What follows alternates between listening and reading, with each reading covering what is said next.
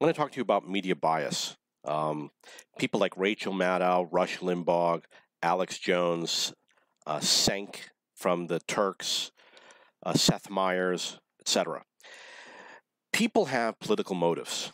Liberals have the liberal point of view. Conservatives have their conservative point of view. And some of these people have positions that are very powerful, where they assert themselves as someone who presents facts that really don't. And they repeat things that they believe are fact, which really aren't. And the names that I just gave you are people that I see doing this. For example, Rush Limbaugh, in the 90s, I used to watch his show. He was very popular. At the time, I think he had the most popular show, and it was a long show, like an hour, 2 hours. And Bill Clinton was president, and he was making fun of Bill Clinton eating French fries. And I was like, why is that funny? People eat French fries. And, Bill Clinton was in some ways more like Trump in that you could get quotes out of him that were kind of funny, like he would sit there and he'd be eating French fries and he'd look up at the camera and say, "Oh, these taste good," he would, or like when Trump was he was like in a fire truck and he says, "Where's the fire?" So Clinton used to make those types of comments just like Trump does. And Obama did too, but I guess he was more serious. Like there was a little girl who he said, "Why aren't you at school? Come up, I'm going to write you a note." So they all have their sense of humor. And Rush Limbaugh, at some point I said, he presents himself as a conservative who may be presenting facts, and a lot of his show just was not facts. And I was young at the time, and I thought that he was a funny guy, but at some point he may have started saying things I said, you're wrong. And I'm going to talk about Alex Jones. Alex Jones is just really out there. He says all sorts of dumb things. And I'm going to use the example of, it was during the Clinton-Trump election. He was at the voting place, and he was standing at the door, had the camera and the microphone, and there was a woman there, and she said, "You can't stand in front of the door." And he said, "Why not?" He said, "Well, it's our policy. You cannot block the door, but you can stand right there." And she literally pointed like 5 feet away. And he moved the 5 feet away because she said, "You're not allowed to stand here." And she might have said, "I have to go report it to the security." She wasn't a security guard.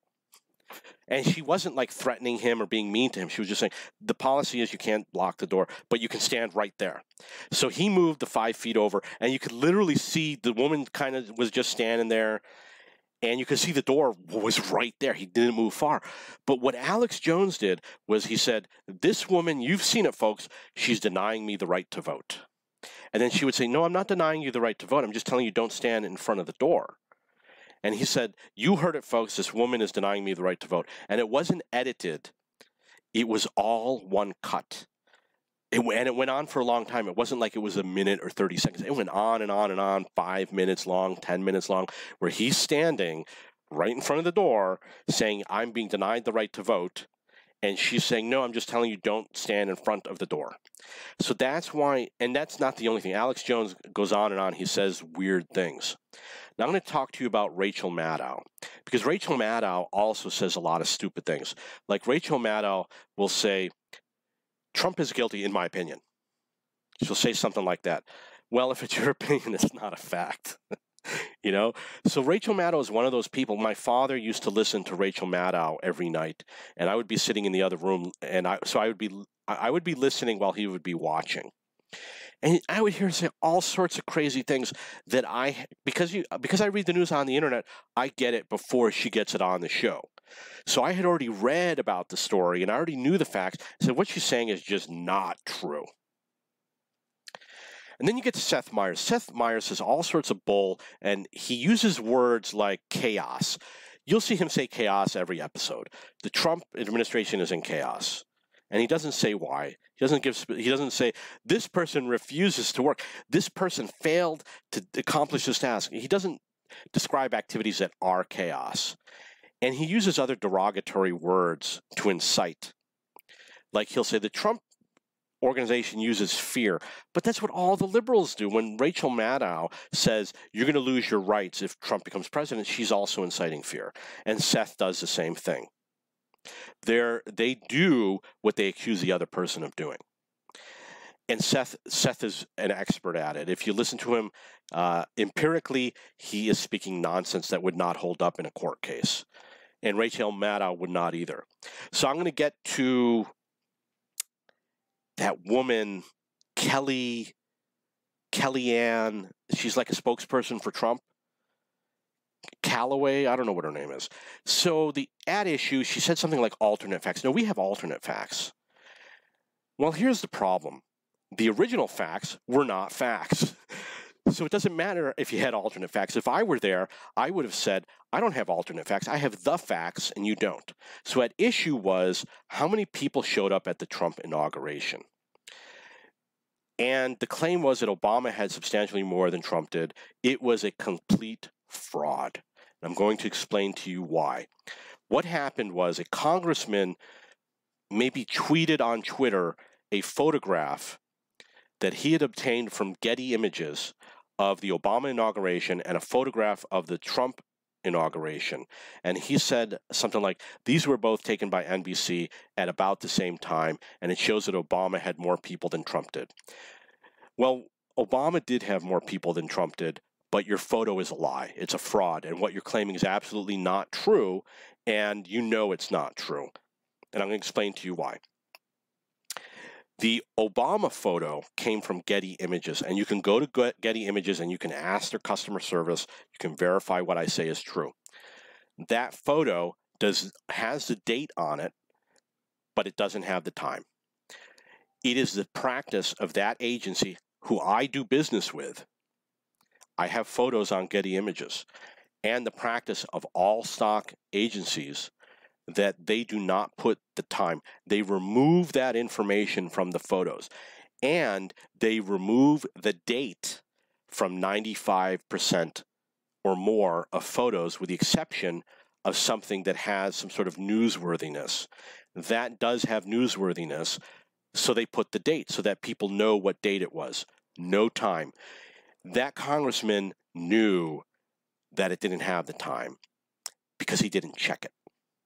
I believe the other photo was taken at 12 or 1 or something like that. The other photo was not taken at the peak of the inauguration, but it was taken at the beginning of the inauguration. If you look at the time, and maybe we don't know what time it was. The other issue maybe it was the same photographer or whatever, but the other issue is I am a photographer. And when you take photos, what we do is we take extreme photos. Fake news, right? We take shock photos. If you need a photo of rain, you don't go out anytime it's raining and take a photo of the rain. You need the photo that shows the most immense amount of rain possible, because the person who's buying the photo wants to convey the message that it's raining. If there's any doubt, if someone looks at it and says, well, it's not really raining that hard, then they don't want that photo. They want this one with the blizzard snowstorm, the falling rain, the wind where the trees are falling down. You know, that's what they do, and that's what you see on TV. Nobody is going to take a photo of the Obama inauguration and upload it if there's not enough people. That photographer sat there for 4 to 6 hours to make money taking photos, and he took the best photo that had the largest crowd and uploaded it to Getty. And he's not going to upload the one with fewer people for 2 reasons. Number one, nobody's going to buy it. And number two, it competes with his photo. And he wants people to buy the one with the greater number of people there so that he moves higher up in the rankings and gets more sales. There's no commercial value in a photo that has less people. And if there are other photographers that have photos with fewer people at the Obama inauguration, they will not be purchased. The liberal media is going to buy the photo that shows the greatest number of people. With the Trump example, that's not what happened. The liberal photographer offered up a photo, and we didn't see all the photos. And I researched and I looked for other photos of the inauguration from different angles, and from the same angle. And I came to the determination that there are other photos that were not in that tweet that showed more people at the inauguration. So this was misleading, and it's a fraud. And that's why you can't believe these things.